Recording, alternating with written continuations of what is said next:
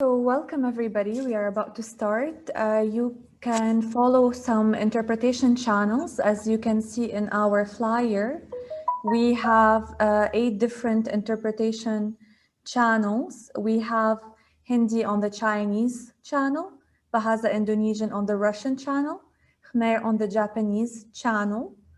We have also French on the French, Portuguese on the Portuguese, and Spanish on the Spanish, luckily.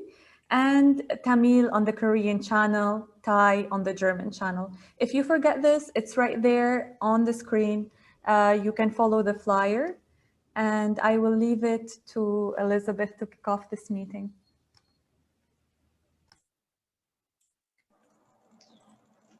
Hello, good evening, good morning, good afternoon. Welcome to the IDWF UNCSW65 section parallel event. Every year at around the UN Commission for Status of Women sessions, IDWF held parallel events to raise voices of domestic workers at buildings and near the UN in New York. But this year, we are meeting here virtually. But still, this is a very important topic, and I hope we just participate as active as possible so that this event, even though it's virtual, but still reach our goals and objectives. And the topic is so important. The topic for this parallel event is 10th year since the Convention 189, Domestic Worker Need for Social Protection. This year, 2021, is the 10th anniversary of the Convention 189. 10 years ago, we were at the International Labour Conference in Geneva to fight and to witness the adoption of the Convention 189. And I'm very, very excited to see some of the familiar faces at this meeting. We were together at that meeting 10 years ago. And this panel is going to lead us to have an overview on what has been achieved in the past 10 years. We have now 31 ratifications. But because of the pandemic and because so many countries still have yet to ratify, and still because many have ratified but implementation is still lacking, the situation of domestic workers is still precarious and still informal, still vulnerable. There is so much to be done by all of us here. So I will now hand over the floor to our speakers, and before we start, let us spend 2 minutes to look at what happened 10 years ago before our president, Roberto Boy, will give us an opening remark.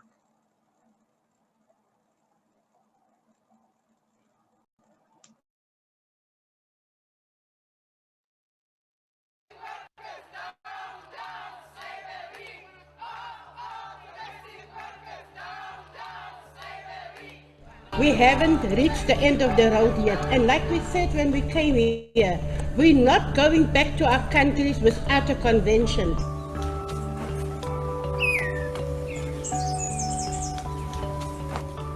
My name is Esther Stevens, and I'm a full-time domestic worker. It took years of organizing to get to this moment. I will call all of us the movement of the people. The movement of the people is a tremendous movement. That's where the real power resides. We know that capitalism is going to make use of the informal sector, and therefore it's important for the informal sector to organize to fight the onslaught of capital.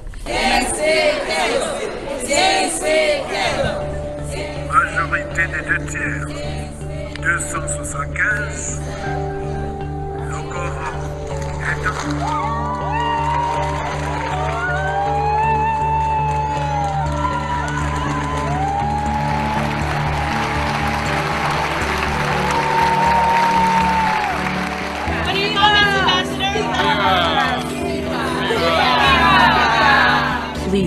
join forces with the women of the International Domestic Workers Network who continue to challenge governments, employers, and their societies to provide basic labor protections for this marginalized group. Queremos pedir su solidaridad porque necesitamos una ley justa que nos reivindique el trabajo que tenemos tan importante para nuestras sociedades. Please help the International Domestic Workers Network ensure the international ratification of the 100th Convention of the International Labor Organization.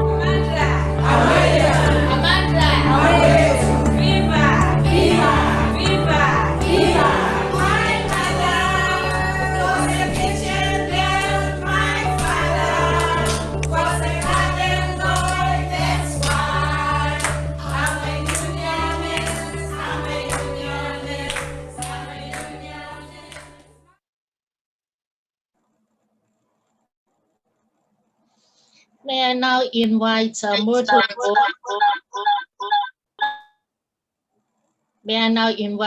Myrtle Boy, the president of the IDWF and the general secretary of SASAWU in South Africa, to give us opening address. Myrtle, the floor is yours. Good day, good morning, good evening, everybody.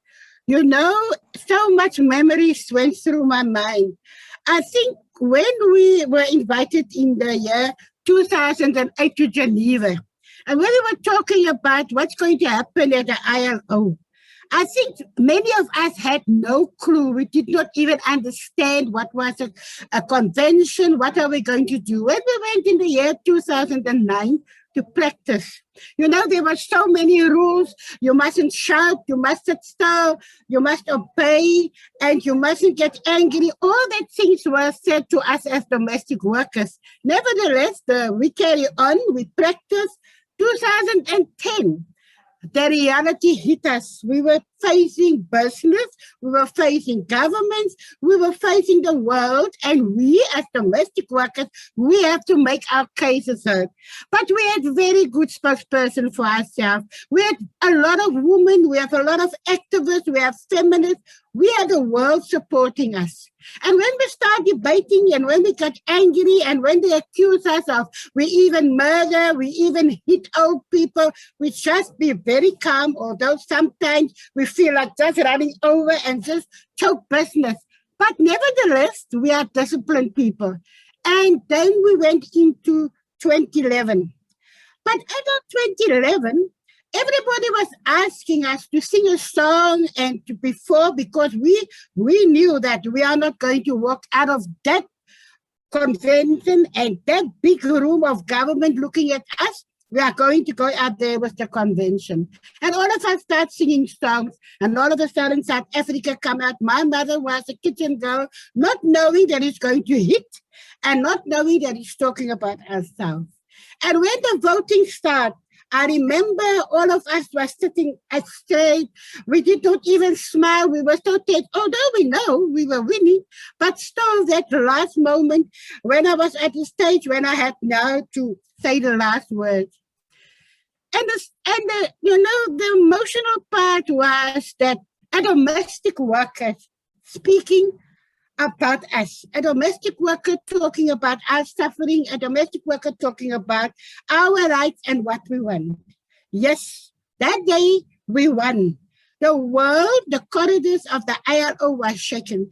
Governments had to listen to our voices. We went out from there. We had to go back to our countries. We were celebrating. We were so pleased. We were shouting and screaming labor laws. But the reality still had to get in. Labor laws going to be in a drawer, or is labor laws going to be on the table of the governments? And that is when our work really had to start. We have to start convince governments that that is not just a beautiful document. That is not, something that we just want. It is something that we have worked for. It is time that domestic work is work like all other work. So that document has to work for us. Yes, there was many clauses in that document. And yes, everybody in the world, those that lead us, those that have been with us, there's many that's not with us anymore. There's many that is left us. But we know for a fact that silently they are still watching us. So slowly but surely conventions start. Today, we have got 31 ratifications. And in that 31 ratifications, we need to ask ourselves, is that ratifications working in the countries? Is all the articles in that clause, are it working? Is it working? Is it actually protecting domestic workers? And then if we look very closely, we realize there's still a lot to be done. It's easy for government to ratify. It's easy for government to say all is okay. But how is it going to work for us? I feel honored to say that in South Africa, the last clause in that convention of COIDA compensation has just been passed in South Africa. But we that have all that, we have to start to share the knowledge. We have to start to help other people. And like Namibia, they've got it. But Namibia is still earning such a small minimum wage, which means that convention we must use to convince the government that we want a better wage in Namibia. Africa, the whole world, we're looking at this more. So today, as we're going to listen to the countries, as we're going to listen to everybody, we have to give thanks to Elizabeth, we have to give thanks to Dan Galan, to Karen, to everybody that's been involved with us. Thank you for your support. Today we stand, our next step, of course, is Convention 190. And I thank you, and I hope that we will learn from each other today. And I hope we will encourage one another that Convention 189 don't belong to any other workers. It belongs to us. We should be jealous about it. We should guard it. We should use it. That is our freedom. And unless we're going to learn how to use it, it's going to be waste. So I'm asking you all, come and talk today. Be happy as you start your celebrations for the 10 years. But no, it was through sweat, tears, suffering that we've got Convention 189. So I wish you well for today. I thank you all, for all of you that's here. Be proud of who you are. Be proud that you come from the domestic sector, because our work makes all work possible. Thank you very much. Thank you, Myrtle. I remember your question asking, is this C189 working for us? This is the question for us today. And if I may, I just want to add to what our president has just said about 10 years ago, is that in the same year, right after we have got the convention, the leaders of at that time, IDWN, the network, decided to form a federation. So the same year, we started to build the IDWF, the International Domestic Workers Federation. And now here is with you, is the family here for all the domestic workers. And that is something I feel so proud of, and I know you also feel very proud of this. Okay, so let us start today's panel. We have 2 sessions. The first one, we are going to have an overview of the C189 after 10 years. We have 3 speakers. The first is Claire Hoffman, the technical officer at the ILO for vulnerable workers, and she's the coordinator for domestic workers at the ILO.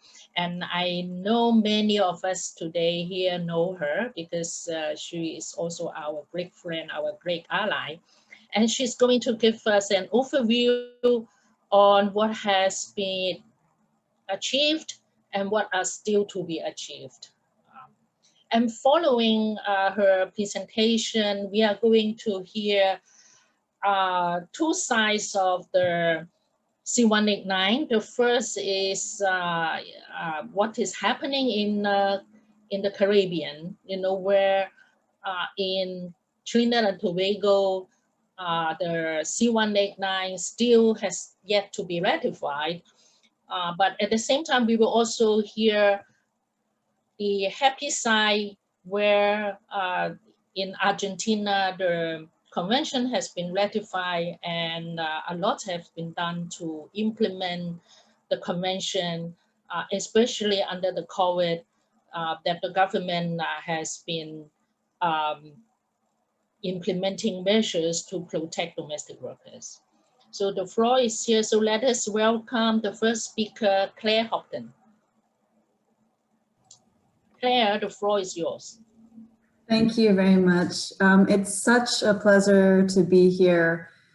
I think this is officially the first really event of the year that is looking at the 10th anniversary of Convention 189, which is very exciting. I think we have a lot of events and launches and moments of celebration that will be coming up.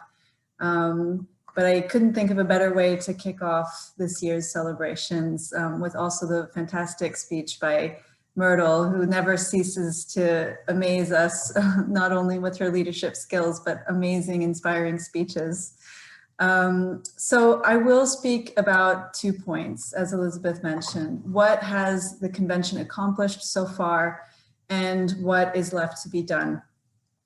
And I will already say right now that to me, the question is really not, it's not only what Convention 189 has accomplished, it's rather what domestic workers have succeeded in accomplishing thanks to the convention. Myrtle put it really wonderfully. This is the Domestic Workers Convention. It belongs to domestic workers. And that's one instrument at the ILO that I think has seen more ownership by the workers than almost ever before. And everything that has been succeeded, I think, has been the result of that. So I just want to start with that key message. As we know, the convention was adopted in 2011, and it was adopted with overwhelming support in the end by the ILO constituents. The governments, the workers, and the employers, all for the most part, voted in favor of it, which I think is a huge testament to the leadership of the domestic workers who were participating in that very lengthy process of negotiation. But we also know that that's not where the story started, and it's also not where the story ends. So I want to talk a little bit about what C189 accomplished even before it came to be, as well as what it has accomplished in the last 10 years and what we hope it will accomplish in the future. So before the convention even came to be, I think it's important to note that it did provide domestic workers organizations with a forum for organizing, it was like a lightning rod around which to start organizing efforts at the international level. Organizing efforts had existed all around the world up until then. But I think some of the, in the early 2000s when the trade unions at the International Labor Organization were starting to try to put it back on the agenda of the International Labor Conference, it also helped to catalyze organizing efforts among domestic workers across the globe. And I think the meetings were taking place around 2006, 2007 already. It also reached the agenda of the International Labor Conference in part thanks to the organizing efforts of women trade union leaders, not just domestic workers organizations and their leaders, but some of the ILO more traditional constituents, the trade union confederations, which really helped to bring the topic to the agenda of the International Labor Conference. But they did not do this on their own at all. Their efforts at the level of Geneva at the ILO headquarters were really coming on the crest of this wave of organizing efforts by domestic workers across the world. So then during the negotiation of the convention also really did the whole process of the negotiation of the convention re-emphasized the crucial role of social dialogue. And I want to reiterate how unique it was for domestic workers, unions, and domestic workers themselves to be present in the room in negotiating these standards. As Myrtle pointed out and reminded all of us, it was very difficult at times to learn how to all work together in this environment. But it was really through the leadership of the domestic workers themselves, again, who demanded recognition, not only in the eyes of the law and in this convention, but also in the eyes of the larger trade union movement. And they worked really hard to make sure that they had a voice in shaping the instrument. And I think that's one of the reasons why the content of Convention 189 is as strong as it is. And it's also the reason for the accomplishments that we have seen so far in the last 10 years. So after the adoption of the convention, thanks also to the incredible lobbying and advocacy efforts of the domestic workers unions and other unions that really worked hand in hand with governments to make sure that the convention captured all of the rights that domestic workers really needed recognition for. The result was an instrument, the first international labor instrument, that recognized the rights of domestic workers and ensured that domestic workers should enjoy rights equal to those of other workers. So it is really an instrument of equality. It really is trying to recognize domestic workers as a key sector in the world of work. And as such, it's also, in our view at the ILO, very much an instrument of formalization to make sure that domestic work is recognized as real work, not only in law, but also in practice. So we want to make sure that decent work is a reality for domestic workers, not just written on paper. So I think that's really the main added value of the convention in a sense. But it also provided a frame of reference for organizing at the national level for advocacy. So domestic workers organizations and workers organizations more broadly could take this instrument and say, this is the frame, this is what we need. How can we achieve these goals in our home country? And what do we need to make sure that that happens? So already as an organizing tool, I think that it has brought a lot. But again, this was really only because domestic workers organizations and other workers organizations took the convention and made it their own. So another point that I think that the convention really brought is, as a result of these organizing efforts, that we have seen in the last 10 years an increase in the level of legal recognition of domestic workers. The ILO is currently in the process, in the final stages of producing a report that is going to be launched in June at the occasion of the 10th anniversary of the adoption of the convention. And in this report, we will be detailing statistically how many countries and how many domestic workers have now benefited from labor protections as a result of the last 10 years of organizing efforts. I can't reveal those details just yet, but we can say that there has been a big change in the number of countries that have adopted laws and policies in different areas. So we heard already 31 ratifications. This is already a big accomplishment. In addition, there are at the very least 30 countries that have reformed or adopted new laws or policies to increase the level of legal protection of domestic workers. And there are probably another 20 countries that are working towards that end. So the momentum that we've seen over 10 years is very significant.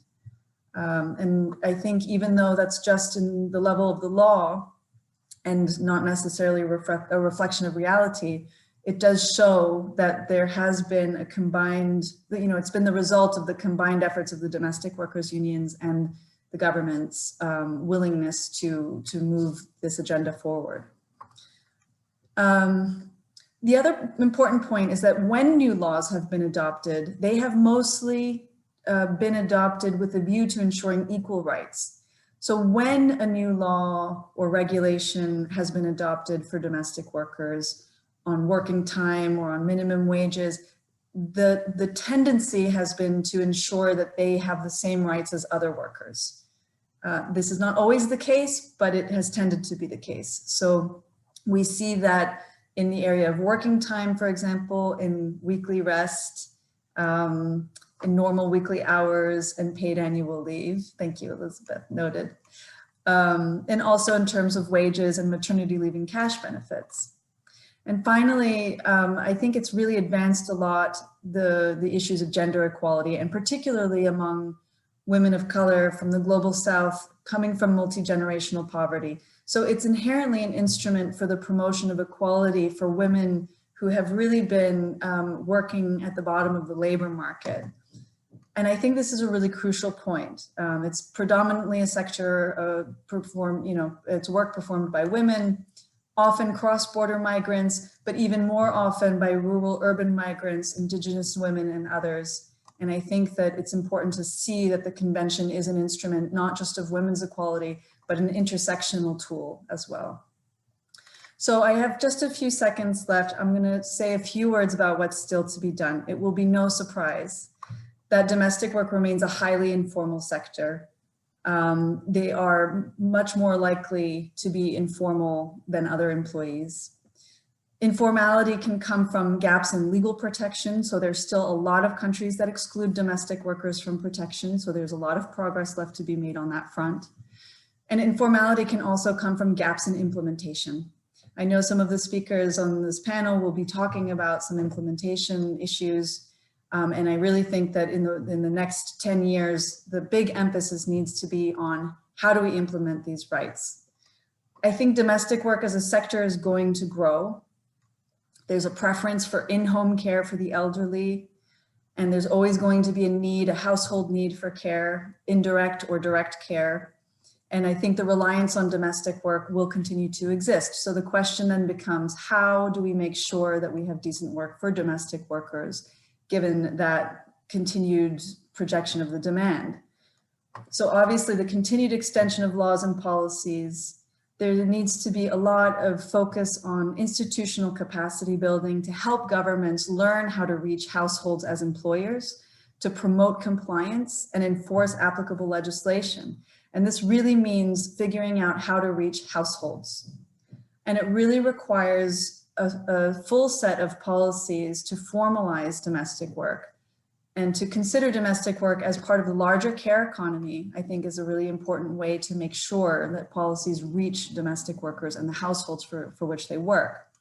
But ultimately, the purpose is really to change the behavior of employers of domestic workers. So the emphasis also needs to be on that social change, that cultural change, to make sure that decent work becomes a reality for domestic workers. And my final point is that it goes without saying that all of this really will need to rest on strong social dialogue. Rights adopted through social dialogue have had the potential to be better adapted to the needs of workers and employers in the sector. And in some cases, we've even had collective bargaining where the rights of domestic workers were increased through collective bargaining. And it also really helps with implementation. So strengthening unions of domestic workers, organizing employers of domestic workers, helping households realize that they have a stake in this too, and that improving the working conditions of domestic workers is a benefit to households everywhere as well. And there's no doubt that C189 can play a role in bringing all of this together, but it's the leadership of domestic workers that will continue to remain essential to ensure this progress.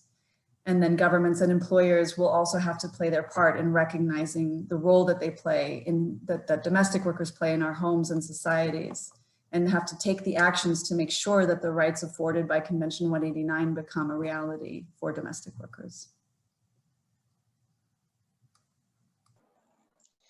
Thank you, Claire. Now let us move to hear a story from one of our active affiliates from the Caribbean, Ida LeBlanc, the General Secretary of the National Union of Domestic Employees in Trinidad and Tobago.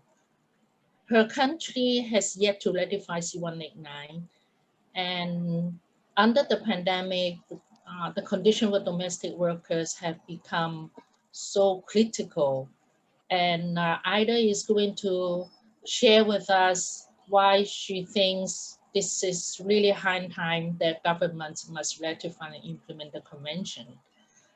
And Ida, it's great to see you here. And I'm sure all those who have just watched the introductory film will remember seeing her in the film several times, though she has been such an amazing leader. Ida, the floor is yours. Yes, thank you very much, Elizabeth. When I was invited to speak on this forum, I was so happy to be able to say my part on what is happening here in Trinidad and Tobago, because our union was involved with the network and then now a federation. And we were involved in all the process involving negotiation among governments, labor organization, and private sector, which resulted in this convention. We were able to convince our government and employers to vote in favor of the convention. And now, after 10 years since the C189 has been adopted, our country has yet to ratify the convention. The Industrial Relations Act in Trinidad and Tobago, in its definition of a worker, excludes domestic workers and state that those who work in and around the house and paid by the householder are not considered workers. As a result, housekeepers, cleaners, ironers, caregivers, gardeners, handymen, security guards who work in and around private homes performing duties in maintaining and securing these households are not considered workers. I want to give a salute to Constance Thomas, worker representative in the ILO since 1982, somewhere around there, and so long ago. And we have remained friends to date. She helped us in getting a Caribbean meeting and talking about domestic workers and spreading the message. So I cannot talk about domestic workers in Trinidad and Tobago without calling Constance Thomas' name. So I want to say a little about what happened during the COVID. Domestic workers complained to the union that their employers are using the COVID-19 to fire them. This includes those with long service and those whose national insurance contributions were never paid. Employers are ending their services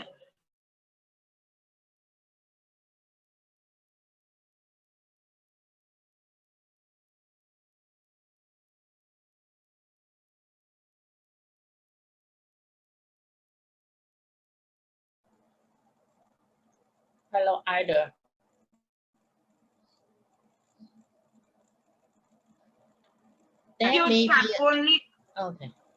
Disputes can only be addressed and or resolved if they relate to violation of the minimum wages order or maternity protection, which is not the case in these instances, because in Trinidad and Tobago, we have the minimum wages order that provides have provisions for sick leave, 14 days sick leave for the domestic worker, 14 days vacation leave for the domestic worker, and we also have public holidays and other things.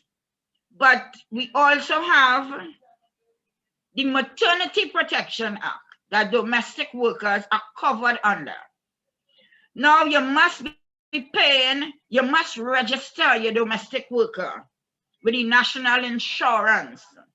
That is a social, you have to call that benefits that workers get. It have over 13 benefits that we are provided with, that we can use. You know, invalidity benefits, a lot of things. And they allow domestic workers as wage earners to be able to pay their national insurance by their employer. But this never happens. Sometimes they take out the national insurance from workers' salary and they never pay it to the NIS. So domestic workers only know that their national insurance wasn't paid, especially in this COVID time when they were giving out a salary relief grant for those who were home during the lockdown. And some domestic workers were not able to get that salary relief grant because the employer had never paid the NIS. And that is one of the reasons domestic workers are being fired when they go to the National Insurance Board and ask about the NIS. And when the, well, of course, they have to call the employer. And when they call the employer fires the worker. And then they have. So these troubling efforts that we have been making to get C189 ratified in our country. I was supposed to speak to the Minister of Labor today, a new Minister of Labor. Since I've been doing this work, we have over 7 ministers of labor who has changed in the Ministry of Labor. So that in itself is a stumbling block to reaching your goals, to improve the provisions and protection for the domestic workers. So I told him I have to speak here. This is important too, and more important in my view.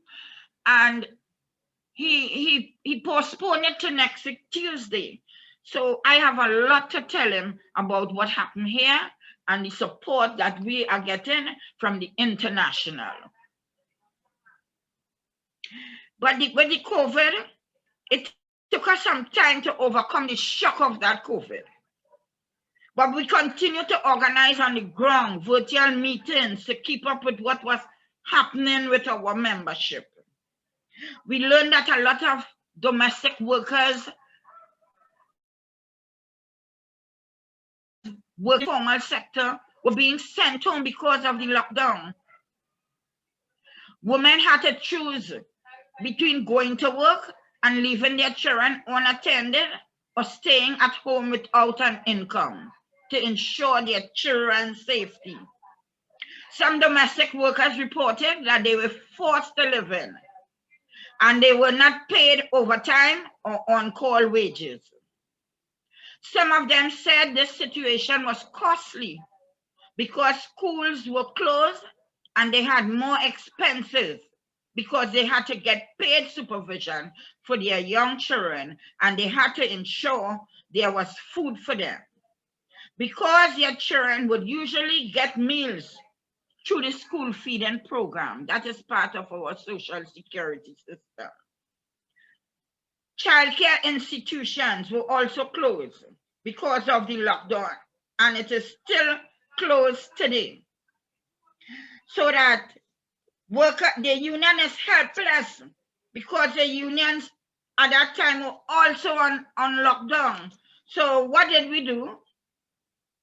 We were able to give out 300 hampers for 3 months for domestic workers who had lost their job, who had reduced working days. We were able to go out there because we have the funds for transportation to go and meet with domestic workers in the countryside and wherever they were, all over Trinidad and Tobago, which was great. We took out pictures, but the thing about the domestic workers, they are very afraid to go on the TV or radio, and they are very afraid about these pictures. So we choose who we send pictures for because we don't want it to be published to come back here to Trinidad.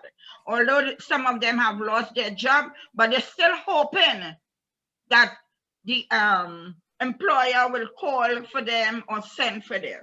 So I want to say that we are calling on government to ratify Convention 189, and we want to include that we want CEDAW recommendations to be implemented, because they all say that domestic workers must be recognized as workers. And we want to add that we want social security for all, because it is important for our livelihood here and everywhere else. And just to end, I must say what is happening in Trinidad and Tobago is no different to what is happening all over the Caribbean. So we have to come up with efforts now to include all these other countries within the Caribbean and to ensure we can work on their behalf, because we already have 3 countries, Jamaica, Guyana, and Grenada, who have ratified the country, and we want to ensure that the protections domestic workers get anywhere in the Caribbean, we want protection now. Thank you, Ida. Thank you very much, Ida. Thank you very much, Ida. Yeah, I'm sure all those who have been listening to you find so much to resonate in all the countries we work. So many domestic workers have been fired, have lost wages. This is happening everywhere. But what is really important to hear is that you and your union have been trying to help the domestic workers, to connect with your members, to keep them engaged, and you keep on pressing your government. So good luck to your meeting with the minister on Thursday, and tell the minister that you have all of us, the whole IDWF and all the trade unions with you. So yes, and keep thank fighting. you for your support, Elizabeth. Okay, now let us turn to the next speaker on this panel, and we will hear some positive messages, a positive story, which is in Argentina. Argentina ratified the convention C189 in 2018, and in 2014. So that was early, and since then the domestic workers have been included in protective policies, and through collective bargaining arrangements, minimum wage has been developed and has been raised on a year and basis. And today we have the honor to hear from Ms. Maria Ortolano. She is from the government of Argentina, and she's going to introduce to us, what the government has adopted in terms of policy and legal framework to protect domestic workers, to include them as essential workers under the COVID, so that they get the protection. Muchas gracias, Elizabeth. Bueno, en primer lugar, bienvenidos a todos y quiero agradecer la convocatoria al panel. Yo estoy a cargo en Argentina tenemos un tribunal de trabajo específico para el personal de casas particulares. Creo que es importante la actividad que hoy nos convoca. Como bien dijo Elizabeth, Argentina ratificó el convenio 189 hace un tiempo, pero previo a ello sancionó la ley específica que establece el régimen de casas particulares de personal doméstico. No las incluye dentro de la ley de contrato general, digamos, del resto de los trabajadores, hace una diferencia porque entiende que es un régimen específico sin lucro y otras cuestiones, digamos. Así como en Trinidad y Tobago las excluyeron, bueno, acá se generó un régimen específico al efecto que creemos que es importante porque atiende a las particularidades de la actividad, ¿no? Bueno, en Argentina hay 1.400.000 personas que están ocupadas en trabajo doméstico, o acá le decimos trabajo de casas particulares, así que si en alguna frase me escuchan, digamos, con eso, por favor entiendan que es trabajo doméstico.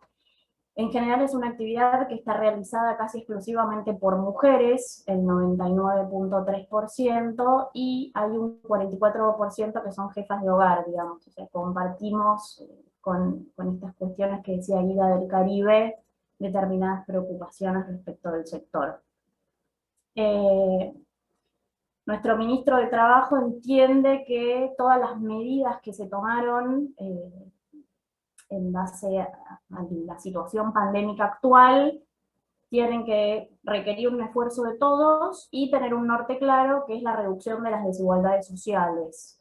Es decir, todas las medidas tienen que ser tendientes a equiparar derechos. En Argentina, bueno, hubo décadas de lucha para el reconocimiento de los derechos de las trabajadoras de casas particulares y digamos, se logró.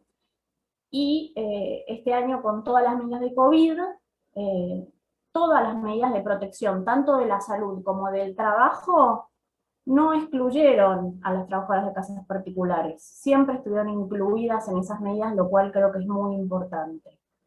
En primer lugar, preventivamente Argentina dispuso una licencia preventiva, digamos, antes de un confinamiento se dispuso una licencia preventiva para trabajadoras que tuvieran algún riesgo de enfermedad, o los mayores de 60, y un progenitor con hijos en edad escolar. Esta licencia estaba contemplada para las trabajadoras de casas particulares también, digamos, no estaban excluidas.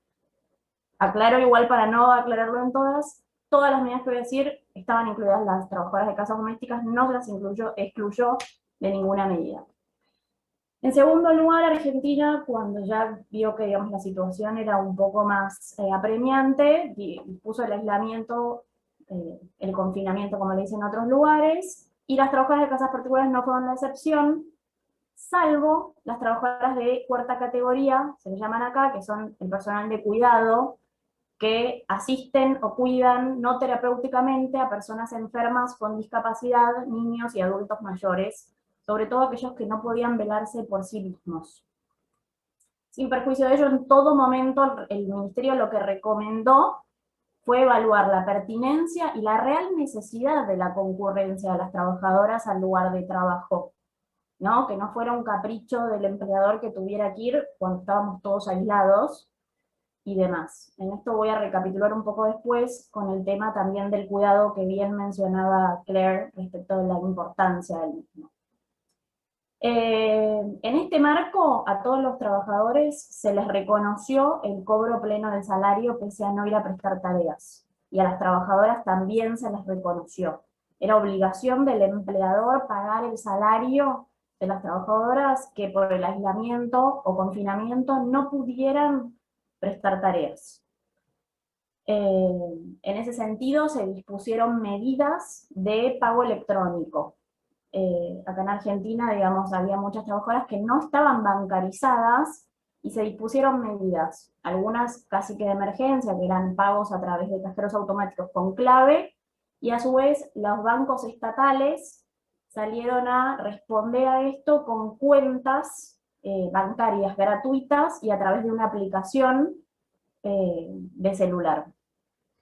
Por otro lado, se había dispuesto, previo a la pandemia, pero que fue prorrogada con ella, la prohibición de despidos para todos los trabajadores. En Argentina está prohibido despedir a un trabajador injustificadamente.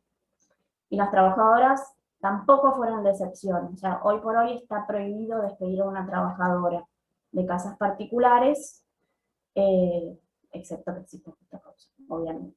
Y esta medida también vino aparejada con otra medida que fue la doble indemnización. La doble indemnización que establece un doble pago de... en Argentina, cuando uno despide a un trabajador, debe pagar una indemnización por cada año trabajado y un preaviso. Bueno, esos dos rubros se duplican. Es decir, que el despido, si eventualmente se efectuara, y la trabajadora lo aceptara porque prefiere, digamos, no continuar con la relación laboral, o inclusive ella se colocara en situación de despido, va a percibir el doble de la indemnización debida. Es decir, lo hace mucho más oneroso. Son todas medidas tendientes a la protección del trabajo. Por otro lado, se dispusieron medidas para intentar paliar la situación de COVID, sabiendo que, bueno, que obviamente, digamos, todas las medidas que manifesté precedentemente en general se dirigen a trabajadoras que se encuentran registradas, ¿no? O sea, es mucho más difícil despedir o es mayor la obligación de indemnizar a una trabajadora que está registrada que a la que no, ¿no? Entonces, en ese caso lo que hizo el Estado argentino fue establecer un ingreso familiar de emergencia que se daba a una persona por familia y si se cumplían determinados requisitos. Se entregaron 4 millones de ingresos familiares de emergencia y en ese ingreso familiar de emergencia, de hecho, se incluyó expresamente a las trabajadoras de casas particulares cuando se dictó. Es decir, hubo una inclusión expresa de que las trabajadoras de casas particulares iban a ser beneficiarias de ese ingreso familiar en caso, obviamente, de cumplir todos los requisitos que se solicitaban para percibirlo. A su vez, el Ministerio de las Mujeres estableció un programa que se llama el programa Acompañar, que sigue vigente, que es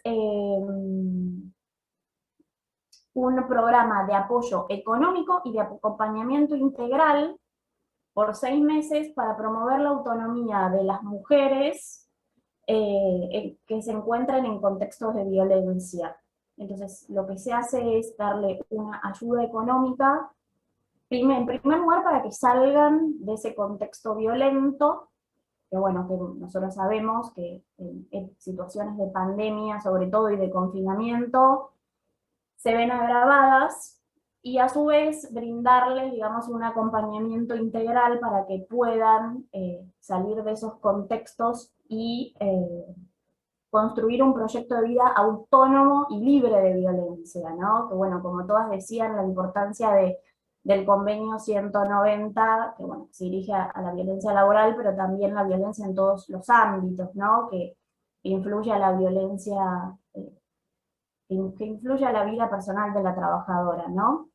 Entonces estas 2 medidas se tomaron, digamos, para hacer un acompañamiento económico a la situación de las trabajadoras que ya podrían encontrarse en una situación de vulnerabilidad.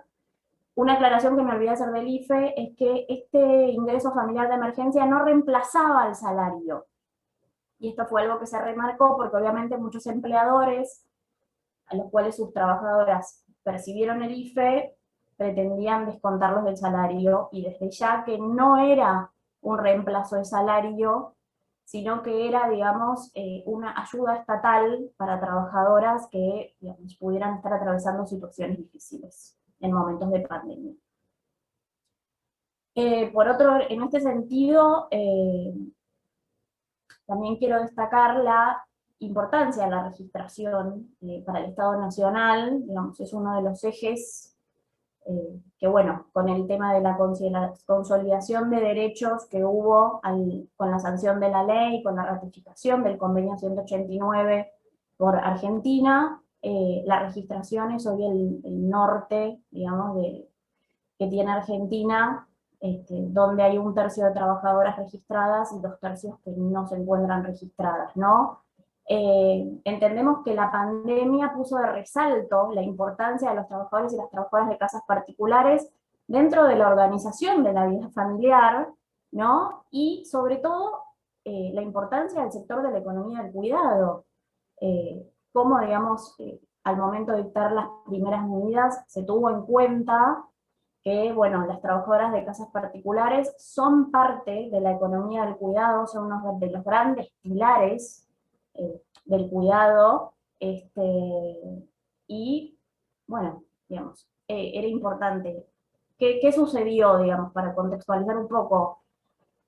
Cuando Argentina entra en confinamiento, los únicos que podían circular eran los trabajadores registrados que ostentaran las categorías que sí pudieran prestar tareas. La 4ª categoría, como les mencioné antes, era una, y esto puso de resalto la importancia, digamos, de registrar a las trabajadoras de casas particulares, o sea, de reconocerlas como trabajadoras. O sea, no es alguien ni que te ayuda en tu casa, ni que te ayuda a cuidar a los chicos, ni ninguna cuestión. Ella está prestando tareas, está cumpliendo con su labor diaria, con un trabajo. Bueno, desde ya que tengo que poner de resalto, en Argentina una trabajadora registrada tiene beneficios sociales, una obra social, aportes jubilatorios y una aseguradora de riesgos del trabajo. Todas estas cuestiones creo que son muy importantes y que uno, digamos, que quien es empleador debe tenerlo en cuenta, y la trabajadora también debe exigirlo, es su derecho, ¿sí? Bueno, me queda un minuto para cerrar. Creo que es muy importante, digamos, estas citas tripartitas o cuatripartitas también por OIT. Es muy importante el trabajo que realiza OIT y sobre todo el trabajo que hacen las trabajadoras de casas particulares. Acá en Argentina, como bien decía Elizabeth, hay un trabajo, digamos, de negociación que se da entre sindicatos, empleadores y Estado, y nosotros tratamos de trabajar mancomunadamente con ellos, porque entendemos que, digamos, son los que tienen de primera mano las necesidades que tienen las trabajadoras, que quizá como Estado uno puede, digamos, tiene determinado norte, pero que también las trabajadoras aportan a retroalimentar, digamos, cuáles son las necesidades en las que uno tiene que poner determinado énfasis o hacer hincapié para dictar determinadas medidas. Bueno, muchísimas gracias por la participación y perdón si me excedí en el tiempo.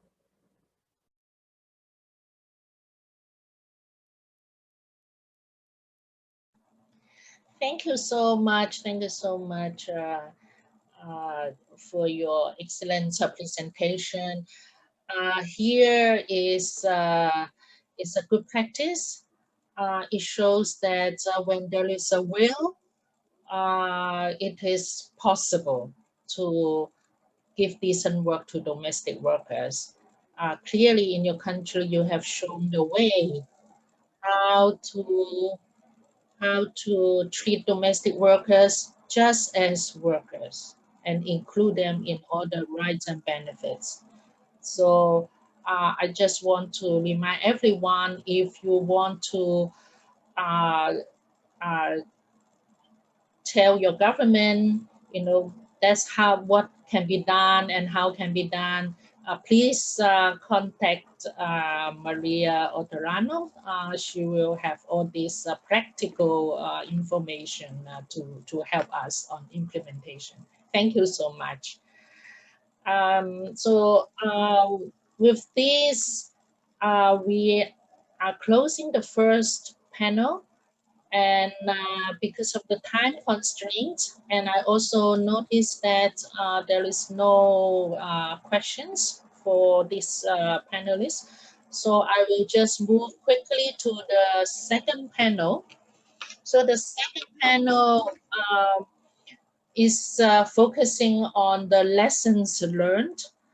The speakers of this panel all from the IDWF affiliates, and they have different experiences over organizing in different contexts, from Kuwait, the MENA region, to Asia, to Peru, Latin America, to Africa, and some have more successes with the ratification, but some are still on the way to succeed it. So I hope through this panel, we will have a good exchange and we will be able to learn from each other.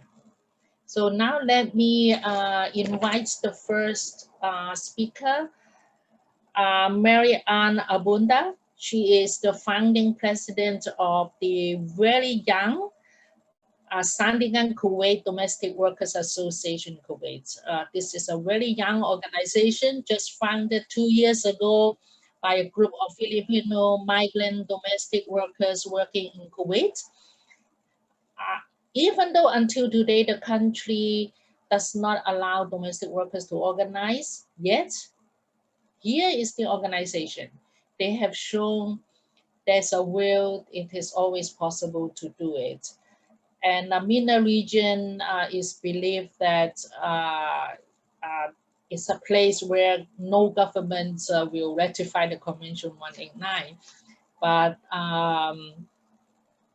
it is so important that this is to be ratified in order to protect the rights of the migrant domestic workers. So now let us hear from Anne Abondo on what is the situation of the migrant domestic workers there and what she thinks about ratification of the C189 in Kuwait. And the floor is yours.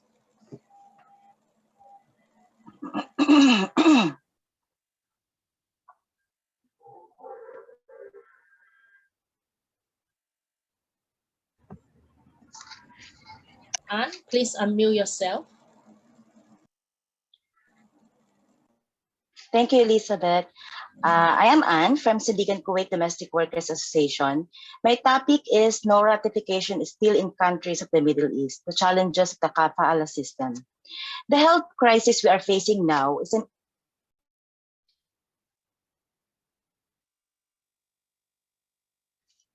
I'm already... Yeah, okay. We just lost you.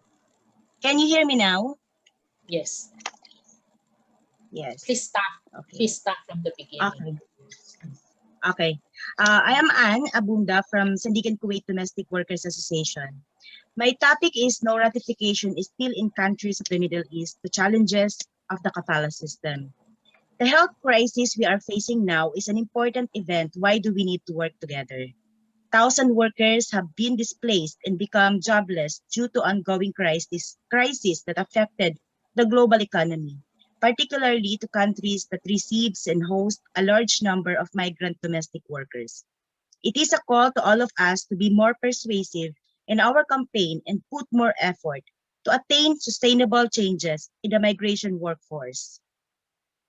Before the COVID-19, we kept reminding and working with reforms that needed to be addressed to pass law and policies that safeguard the general welfare of the worker anywhere they are. We face the same challenges at present time, and the degree of difficulty worsen when the global pandemic strikes. Indeed, no countries in the Middle East ratified the Convention 189 due to many reasons. First, culture. That no matter how and what law and convention being formulated or signed, it overpowers by the culture they are used to live with for many decades. Their conservative thinking and unready for changes hinders the ratification of convention that they think will violate their culture and their traditions. Second, uncertainties on executive regulations. Changes depends on who is running the current leadership term of migrant workers' key government department. Third, bureaucratic process and political process, fueled by the local system called wasta. Fourth, lack of competent officers on executive department to implement the labor laws. Lack of trainings to execute the role. There is no presence of gender sensitivity training for the officers, considering that most of the migrant domestic workers are women. Fifth, conflicting laws. Laws like the privacy law that contradicts to the mandate of the labor inspectors to check the workers' workplace, which in the case of the migrant domestic workers, their workplace is the employer's home. Privacy law prohibits the authority to inspect it. Sixth, they need to reform of current laws that not fully conform with international conventions that they actually signed. Seventh, lack of options or viable solution, even with the effort of NGOs and the government bodies regarding kafala system. Although we attended some meetings and tried some attempts, the talks regarding kafala is still ongoing. But unfortunately, zero viable options on the plate for now. while other countries in the region who abolishes kafala or have law reforms, such as Bahrain, Qatar, UAE, and Saudi Arabia, who recently announces its newly reformed laws pertaining to foreign migrant workers. We saw progress in Saudi Arabia abolishing the kafala system, which is the key element that hindered the ratification of Convention 189. And we are hopeful that this movement continues and influence the rest of the Middle East to do the same. We can look onto it and review the possible effect to the country itself and strengthen areas through our collaborative works in passing recommendations that we believe has a lasting effect in the welfare of the migrant workers. Those movement and changes and laws is still laws without executing it. The big challenge is to make sure the enforcement of it will be fair and on time to the needs of the migrant workers. Kafala system in 1930s, the kafala system came from the Bidun custom of providing foreigners protection, or in some cases, affiliation with tribe when passing through controlled territory. But as time goes by, the definition becomes opposite to what this used to be. Before, kafala is providing protection, but now kafala is a show of power over someone or sense of ownership. That if you sponsor someone, you own and bought the person. It is a big challenge in ratification of Convention 189, aside from the direct challenge it brings to migrant workers itself. Like human trafficking, kafala system often leads to visa trading, abuses, maltreatment, and deaths. It hinders freedom to movement and find better opportunities, passport confiscation, and other direct challenges to migrant workers. Kafala system hinders the implementation of laws for the migrant workers, like the implementation of the domestic workers law, which somehow have some provisions from the Convention 189. But yes, at least there are improvements. It is very challenging for the worker who suffered from violations and decided to file a complaint. It's not accessible to everyone, especially domestic workers. Remember that there is also a problem in the recruitment process. In their respective countries, they are taught differently by their agencies, one of which is to be submissive, to be fearful. They didn't know their own rights when they arrive in the country of destination. And kafala system makes them more vulnerable and susceptible to all types and forms of abuses. Kafala system hinders the compliance of the ratification of conventions which they signed, which leads to, again, conservative thinking, not ready for changes, and that they are used to this system for many decades. And as I said, time changes the beauty of their own customs and traditions, which is supposed to be to provide protection. Enough said, we are still here, continuing to struggle to ensure that the Convention 189 will be fully ratified, hopefully and vigilant, to also have some participation on ensuring that there will be some changes on the current situation of the migrant workers in the Middle East. With the help of every single little voice that we have, together we are stronger. Thank you. Thank you, Anne. With what you have been able to do together with all the migrant domestic workers, I'm sure one day the C189 will be ratified, will become a reality in Kuwait and in the region. Yes. It will. Before I give the floor to the next speaker, I just want to remind all the participants that please feel free to share your thoughts, to ask questions.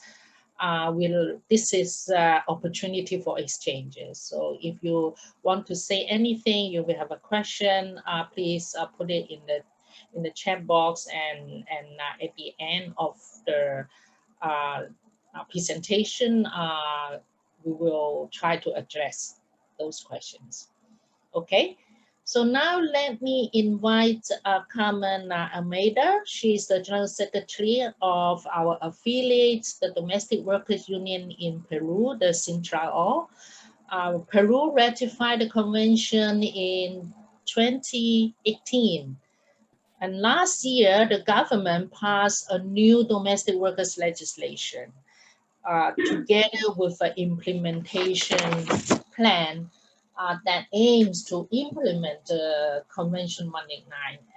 And this is a very, very exciting step that the government has taken. And we know that our affiliates in Peru have worked so hard, campaigned so hard for these results. And it will be really important to hear how they have been able to do it and what they think the future might look like for domestic workers. Carmen, I know you are not feeling well, and I'm sorry to hear this, and I thank you so much for being here with us, and we love to hear you. Thank you. Please, the floor is yours. Sí, buenos días, empezando muchas gracias a todo el panel, a todas las personas que nos están viendo y nos están escuchando. Realmente es un honor y un placer compartir con ustedes toda la ruta que hemos llevado desde que recibimos los cuestionarios de la OIT para formular las preguntas para la ratificación del convenio, para la adopción en primer lugar del convenio en el 2011. Nosotros desde el comienzo de la adopción del convenio 189, lo primero que hicimos fue trabajando conjuntamente con la CGTP, hicimos una conferencia de prensa, ¿no? Donde hicimos nuestra propuesta de una iniciativa legislativa para su ratificación. Nuestro trabajo abrió espacios de diálogo social y esperanza a miles de trabajadoras del hogar. Hemos recorrido un largo camino de reflexión, lucha y debate pública en el tema. Todos los países tienen y deben adoptar medidas con la finalidad de asegurar igualdad de trato entre las trabajadoras del hogar y los trabajadores en general, en relación a los derechos laborales. Ya son 31 países que han ratificado el convenio. Es muy importante resaltar las instancias públicas, porque ellas también nos han apoyado. Ministerio de Trabajo, Consejo Nacional de Trabajo, Ministerio de la Mujer, Congreso de la República, Defensoría del Pueblo, los gremios de las trabajadoras del hogar, ONG, centrales sindicales, organizaciones sindicales. Trabajamos hasta lograr que el Congreso ratifique el convenio 189 en el 2018 y al año entre en vigor, en noviembre del 2019. Tenemos que resaltar que Sintraol en el 2013 con abogados laboralistas forman una mesa de trabajo para la modificación de la ley 27986, que en ese momento fue entregado al Congreso, al congresista Johnny Lescano, y él desde su bancada la presentó.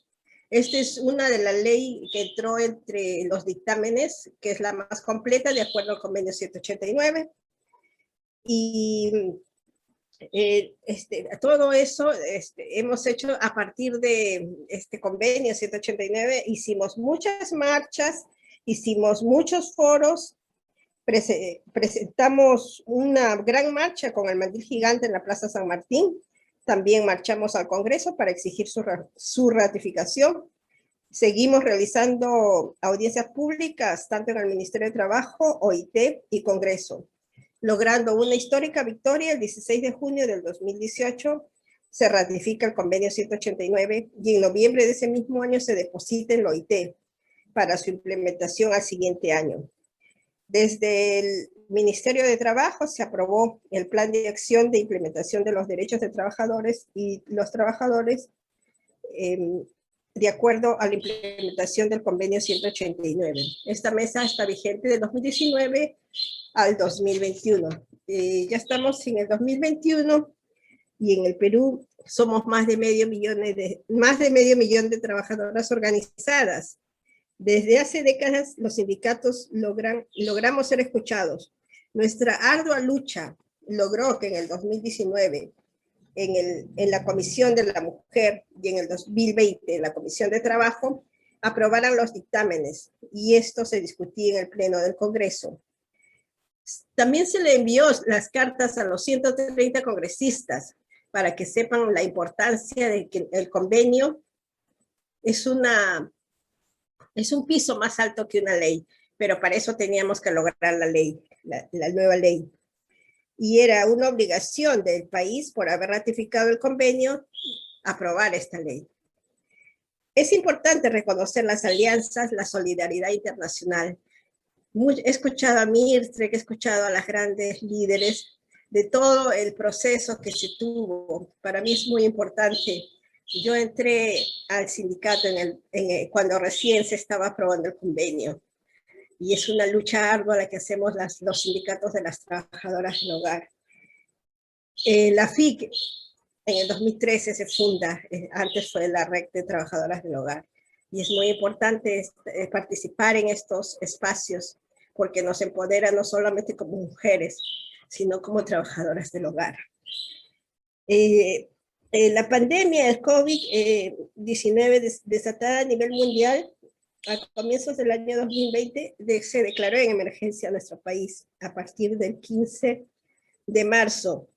Puso en evidencia la desprotección y las condiciones de riesgo en las que venimos trabajando. Esta pandemia nos mostró una dura realidad que nadie podía imaginar. La informalidad se incrementó tanto como el desempleo. Miles de trabajadoras del hogar fueron despedidas. Otras, sus modalidades de trabajo cambiaron. Se quedaron sin empleo y sin salarios.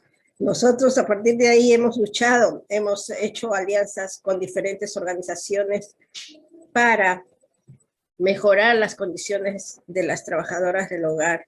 En estos momentos tenemos una alianza con el Ministerio de la Mujer, donde queremos que las personas mayores de 65 años que ya en el país han sido totalmente, no pueden conseguir trabajo, porque acá en el Perú nos dicen que hasta los 60 nomás puedes trabajar. Pero la gran población de trabajadoras del hogar tiene esa edad. Entonces, que estamos buscando unas pensiones justas para que ellas accedan a los programas de protección social.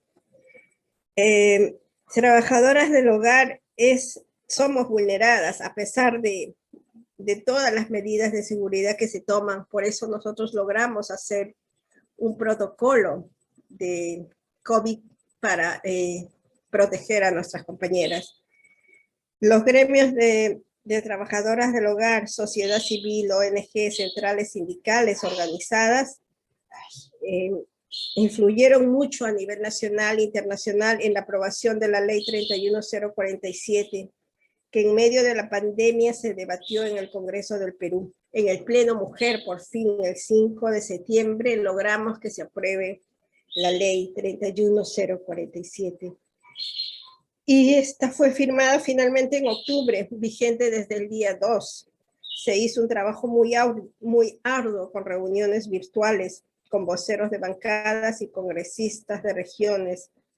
Desde la Federación de Trabajadoras del Hogar de Perú también se hizo una propuesta del reglamento, porque el reglamento que tendría que haber sido publicado el 31 de marzo, hasta la fecha todavía no tenemos un reglamento. Se discutió,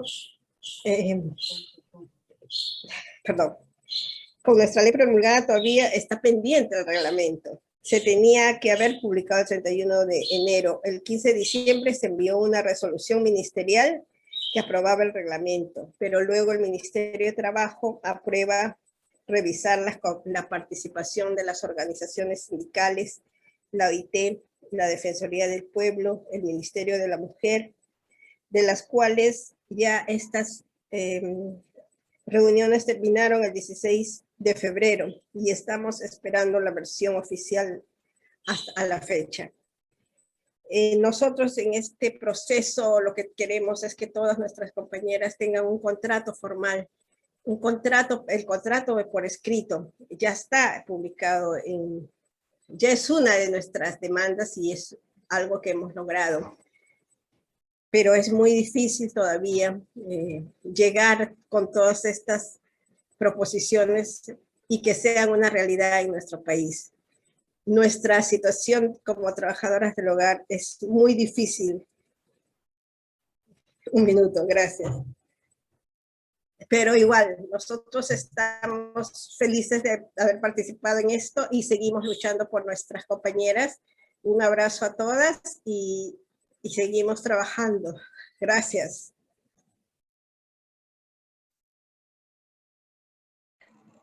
Thank you so much, Carmen. As I listen, I feel so much. I feel so proud of you and our leaders in Peru. You know, you have worked so much to get this done. Of course, we have to give credit to your government, but I think we really have to give a much bigger credit to the Domestic Workers Union, to all the domestic workers leaders who have been leading this fight in Peru. And I salute you and all the best to the implementation of the new law in Peru, so you will get all the rights as is written in the convention. And I know you are not well, and please take care. Yeah, please take care. Okay, now let us move to the next speaker. Next speaker is also one of our great leaders. She's from Namibia, the National Domestic and Allied Workers Union in Namibia. She's the General Secretary of the Union. Namibia is the recent-most country ratified the Convention 189 and also the Convention 190. So this is a double happiness. That is what Chinese say, you know, when the two big good things happen at the same time, and this is really a case. And I take this opportunity to congratulate you, to congratulate your union, and I want you to share with us, you know, how do you feel, you know, with these double ratifications, this double happiness, you know, what does it mean for the domestic workers in Namibia?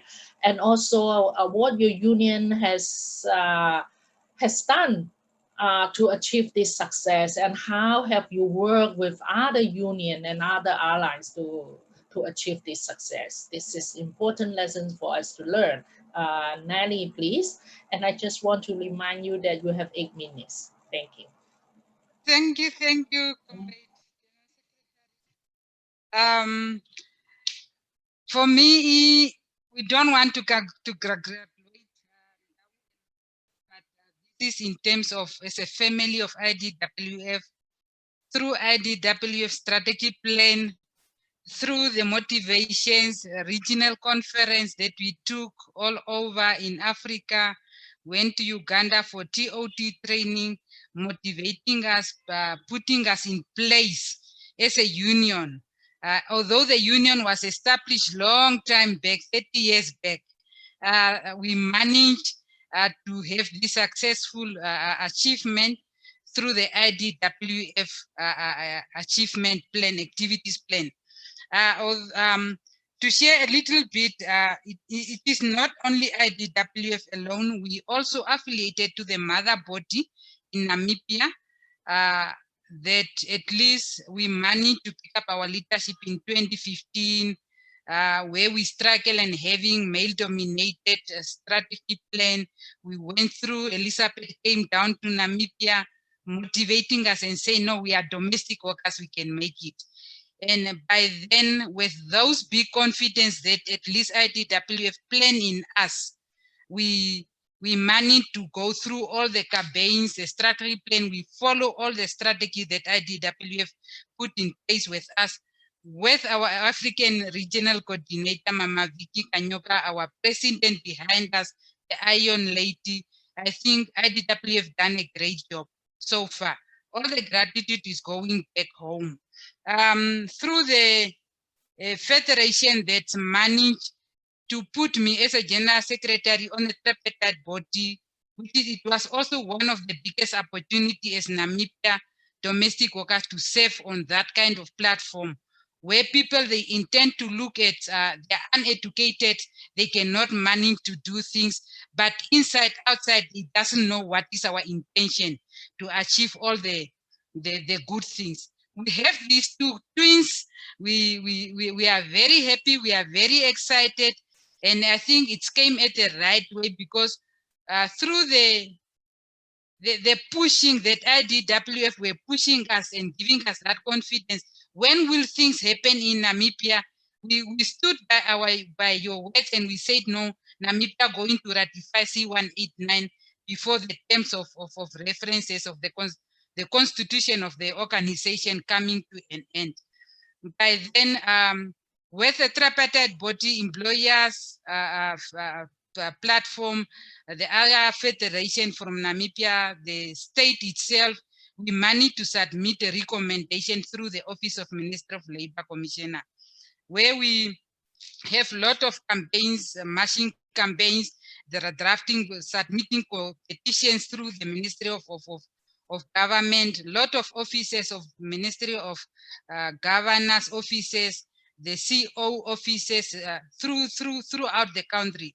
Wherever we manage, we get an opportunity to talk to the politicians. We manage to do as such, and with a big proud of as a domestic workers to say, no, this is what we are going to do. We want to combine the two campaigns together, the Convention of Domestic Workers, a decent work, and then the harassment at workplace. So our two conventions went hand in hand. We never left it one outside to say we are going to campaign for one and we are going to leave the other one outside, because due to the fact that we went through a very good example where we study our Labor Act very well of Namibian constitution law to say we have to have a certain way where we can at least achieve the two conventions together. By then, the convention's submission to the parliament, it was a bit hectic. We were also panicking this side because we expect the family of IDWF, the big mother is expecting the kids to achieve what you want us to achieve. You give us bread on the table, we have to feed back the family as well. And then we have to be the motivations outside there to the other countries would never achieve these conventions to say domestic workers, they are very strong women. Whether they have been harassed, whether they have been exploited in private household, we never give up on anything, but we were looking forward to go over the other side of the river. The submission was in 2018. The recommendation was submitted through the tripartite body to the Ministry of Labor Office. It was submitted in 2019 to the Parliament. We were waiting and trying to push through the very big supporters of us, Minister of Labor advisor, Mama Yatoivo. I think she was one of the person who were also lobbying for us in Geneva to say Namibia need to ratify Convention 189 because domestic workers went through a lot of challenges. We know that the minimum wage is very, very low, although it's already in implementation, but unfortunately, it's only through the ratification of Convention 189 and 190 that domestic workers implementation have to be on hand. Yeah, unfortunately, 2020 on the 8th of December, government ratifies Convention 189, 189, and 190. In the same vein, the same day, while the government is busy submitting the recommendation and the ratification, domestic workers themselves was on the platform, on the ground, lobby the government through the other towns in the regions, in Kavango regions, where we decided to say, we're still going to continue and push for government to ratify this convention until we have success. 2020, it was a very successful year.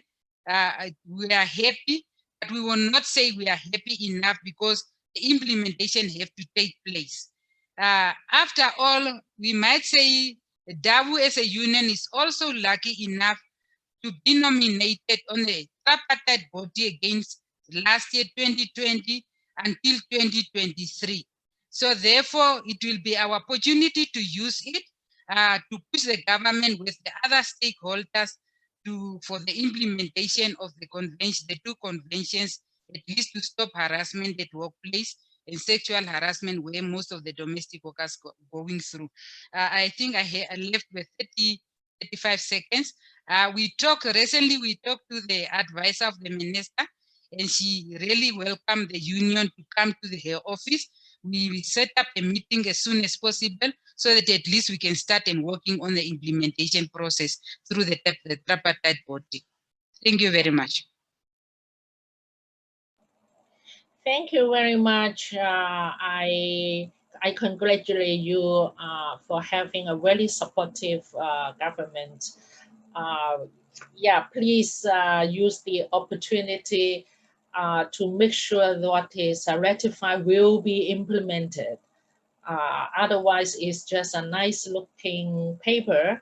But what we want is what we will accomplish for domestic workers, as Claire Hoffman said in the beginning, that domestic workers have rights, have decent work. Okay, now the last but not the least is from our sister in Indonesia, our affiliate, the Jala Pirauti, which is the national network of advocacy of domestic workers. I think many of you also know Lita, especially those who were at the ILC, the International Labour Conference in 2011. Lita was there to fight to adopt the Convention 189.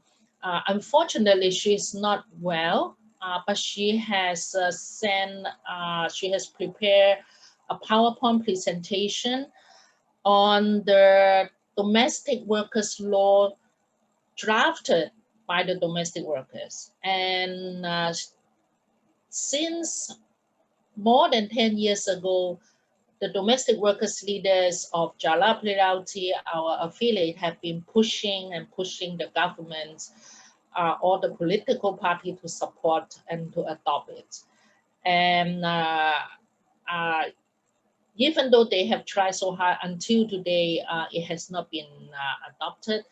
But if you listen to Lita, you know that she has never given up hope. She still feels that there's a lot of opportunity to get it done.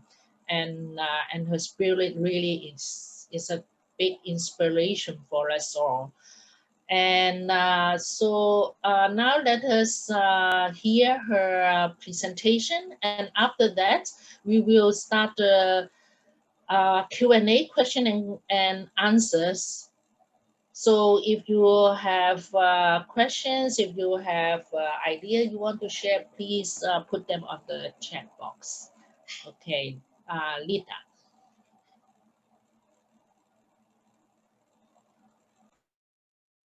Based on the ILO and Indonesia University Survey 2015, there are 0.2 million local domestic workers in Indonesia, with 84% there are women.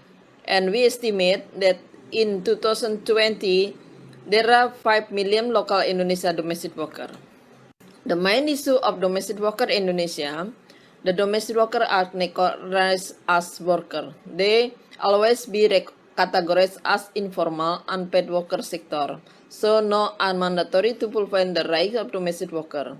No protection for their rights as workers, also human being, citizen, women, and also no implementation of child worker elimination. The domestic workers have no access to claim their rights and standard setting. So the domestic worker work in the undecent situation like unlimited working hours, unlimited job description, no minimum wage, no social security protection, no contractor, no 1 day off, and the situation depends on the employer. The domestic workers also face the lack of the freedom of association and move, and also the domestic worker vulnerable to any violence and modern slavery. We submit the domestic workers signed 2004. The domestic worker law has been proposed signed 2004 to the parliament, and the domestic worker law was included in the national legislation program every 5 years term of the parliament period. In the term period 2009 until 2014, the domestic worker law was included in annual priority of the parliament legislation program from 2010, 2011, 2012, 2013, and 2014. 2010 until 2011, the Parliament, through the Commission 9, conducted research in 10 cities in Indonesia. And then 2012, the Commission 9 conducted a public test in the 3 cities. And then same year, the 2012, the Parliament conducted comparative study to South Africa and Argentina for the domestic worker law. And then 2013, the Commission 9 submit the domestic worker law draft to the legislative body of the parliament. But in the 2014, the legislative body refused to continue deliberation and stopped the law deliberation. In the period 2014 until 2019, the domestic worker law just in the waiting list of the legislation program of 5 years. But the parliament hasn't deliberate again the law. Period 2019 until 2024. First, in 2020, the parliament put again the domestic worker in legislation program and put as part of the 2020 annual priorities. And then the House Representative legislation body has decided on July 2020 to initiate the domestic worker again, domestic worker protection after more than a decade of the back and forth deliberation. But until now, we face the problem because the plenary of parliament hasn't decided the domestic worker law as the initiative of the parliament to deliberate together with the government. The crucial issue that emerged in the deliberation there about minimum wage and the demanding on employer protection, family term, sanction, and dispute settlement mechanism. That's the majority of the member of the parliament still worry about the law because the in other side the majority of the parliament are also the employer, so they worry for the change of they get privilege during their relation with the domestic worker. So it's very, very difficult that the member of the parliament has class bias, gender bias, feudalism. So they refuse the domestic worker law. The situation describes the contradiction of the Indonesia government and parliament that Indonesia there is the SDGs, the Sustainable Development Goals with the principle of the no one is left, which implies that no one is left behind. However, so far, 4.2 million were domestic workers left under construction of the SDGs. The goal, especially in the goal of 8 concerning decent work. It is important for domestic workers to get recognition, protection, and welfare as worker and citizen. And also for the social justice for all Indonesia people, including the domestic worker. The situation also relates to the domestic worker situation during the COVID-19 pandemic. As the COVID-19 case in 2020, the Indonesia government decided the social physical distancing policies as like work from home, school from home. But the police of the work from home cannot be possible for the 4.2 million the domestic worker. They have no chance on working from home. For the domestic worker with lowest income are in very difficult situation and vulnerable situation. They have no choice and access for all of the kind of the social protection. Domestic worker face the vulnerable situation to COVID-19 infected and like to access the protection equipment. And then second, domestic worker face the increase in work demands, extra work in family, and also work household. Domestic worker also face lost work and wages. Based on the Jalar PRT rapid assessment, there are more than 45% domestic workers are fired by the employer without severance and social protection. The all situation because the domestic worker be excluded of social security and also no recognition as worker because the domestic worker until now has no law, no protection.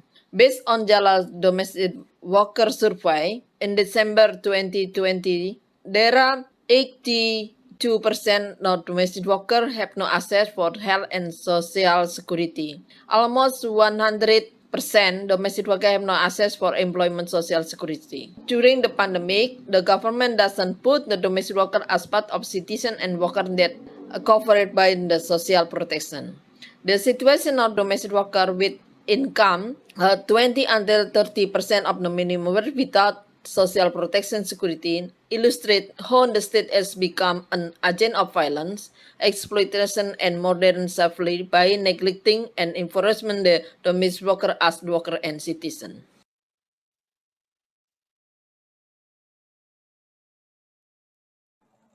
Thank you, Lita. I hope you will get well soon. All the best from all of us here. And again, your spirit, the fire in your heart to press for domestic workers law for the Convention 189 is very, very inspiring for all of us here.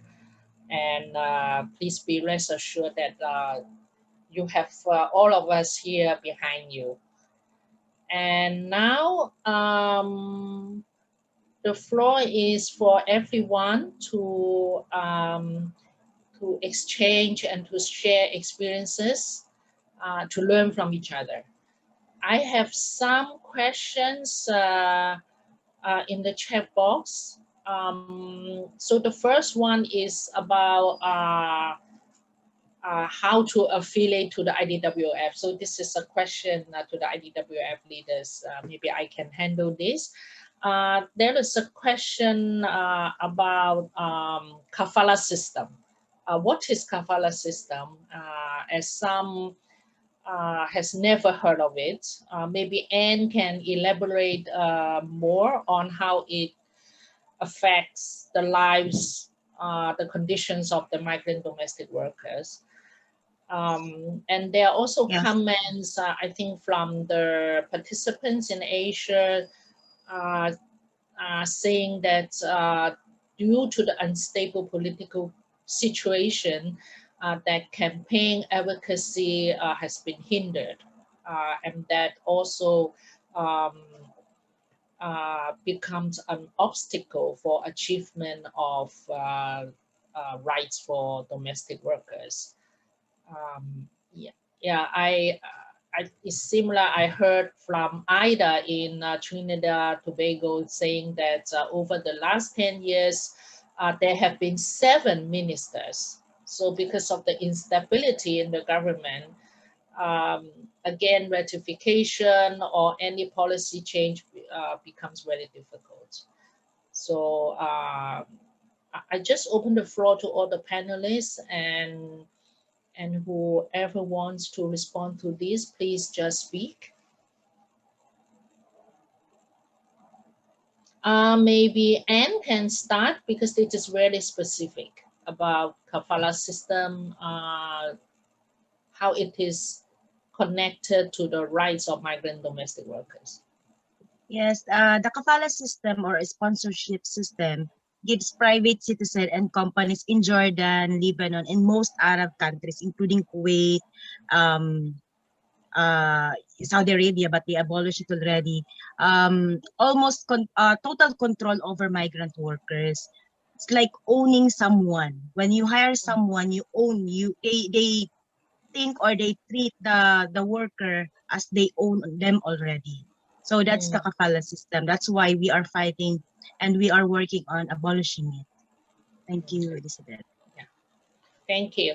So by owning a worker, the employer is completely empowered. The employer has all the rights over the worker. So the relationship is not just employer and employee relationship, but is like in the feudal system, is a master and slave relationship. So that's why domestic workers are not free at all in the country. Okay, who wants to respond to the changing, unstable political environment that has obstructed domestic workers to get legal reform, to get Convention 189, and yeah, what has been done by the leaders, by the unions? Anyone wants to share on this?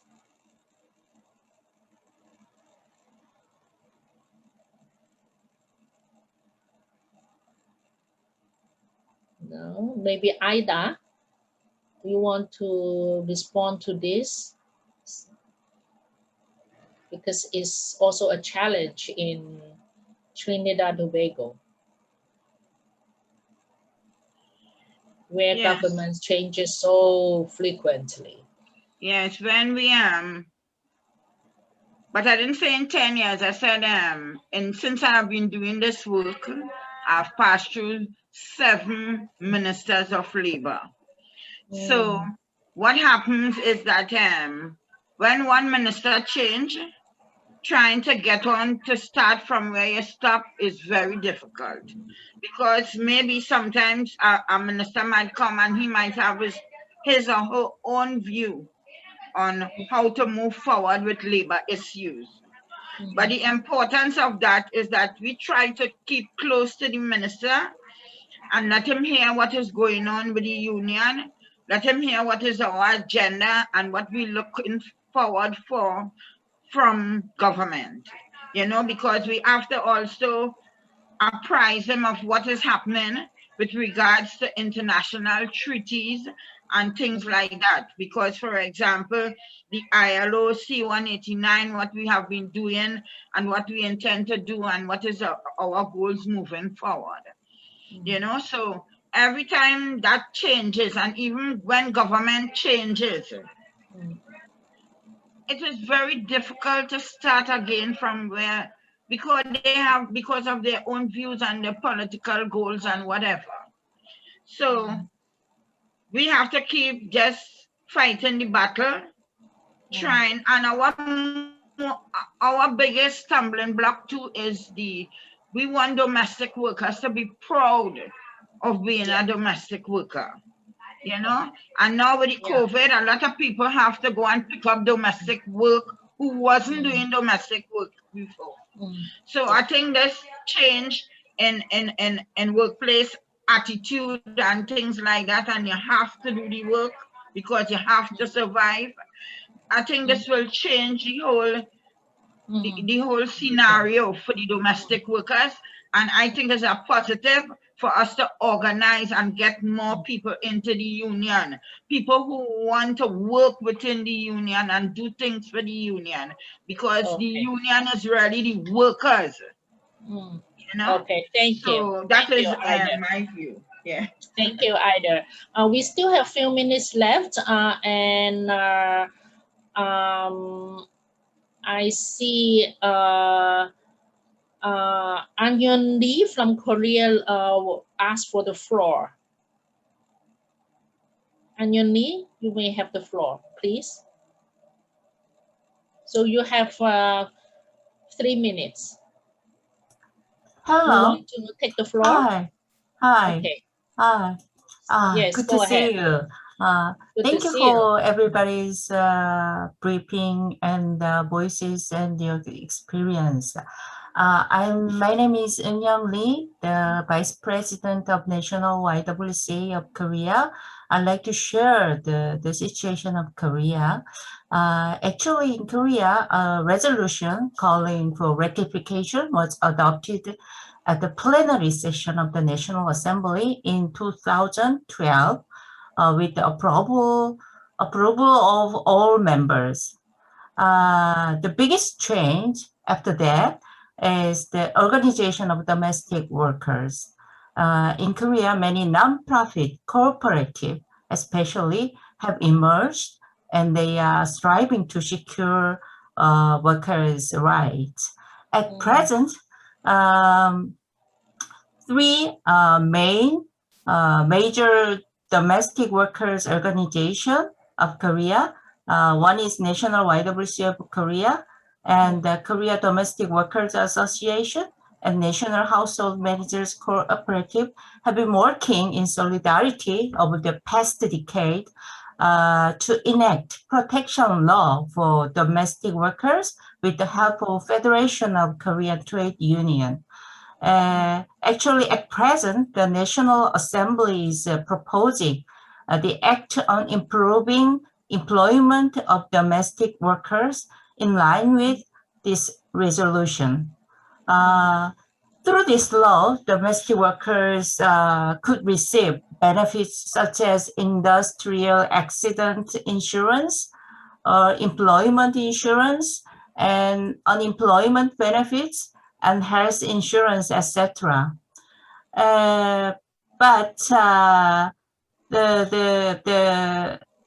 However, there are still lawmakers who are hesitant about the law.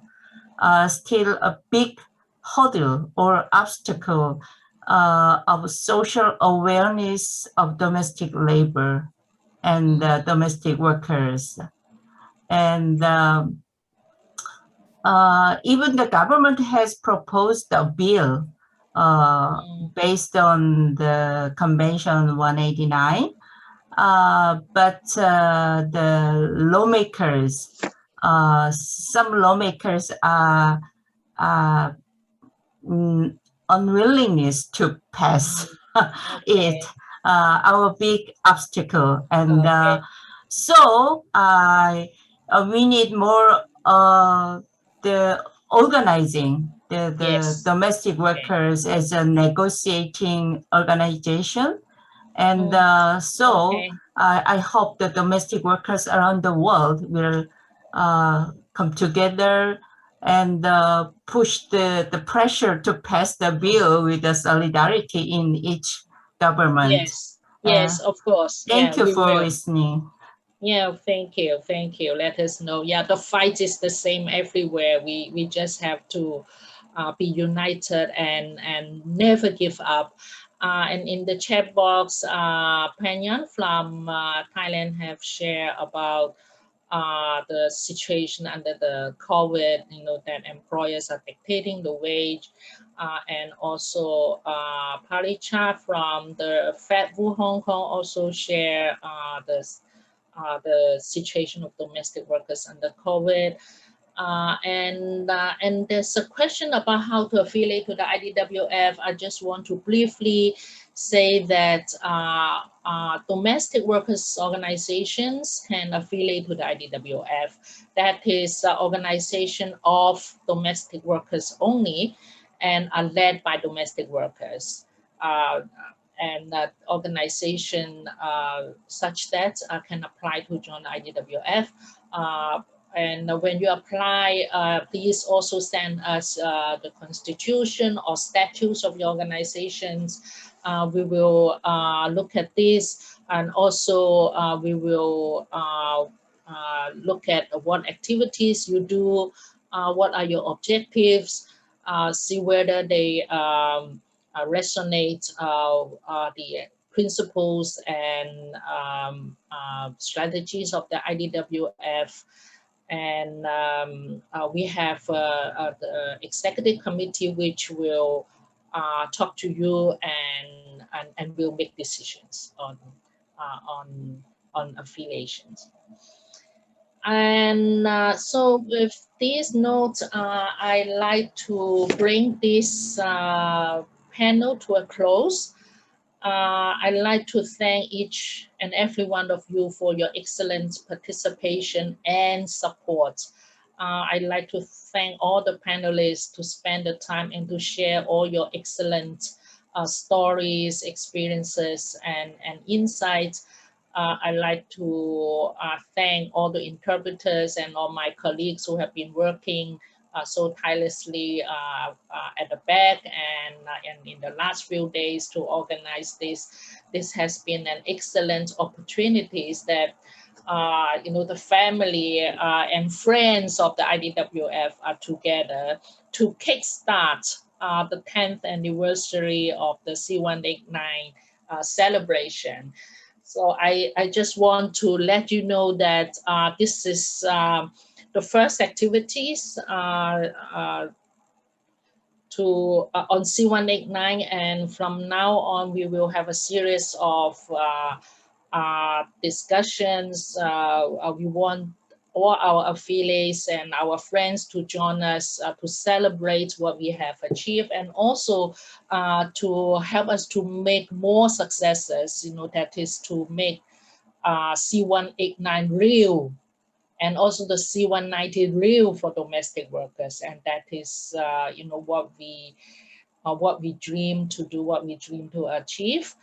Finally, I just want to remind you what Claire Hoffman has said in the beginning, that there will be an ILO report released in June, and the IDWF will be conducting consultation with our affiliates in all the regions to provide inputs to the report, so that not just us, but also government employer will hear our voice.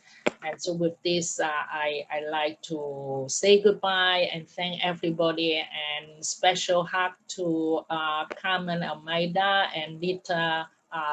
Get well soon. And thank you, everyone. Goodbye.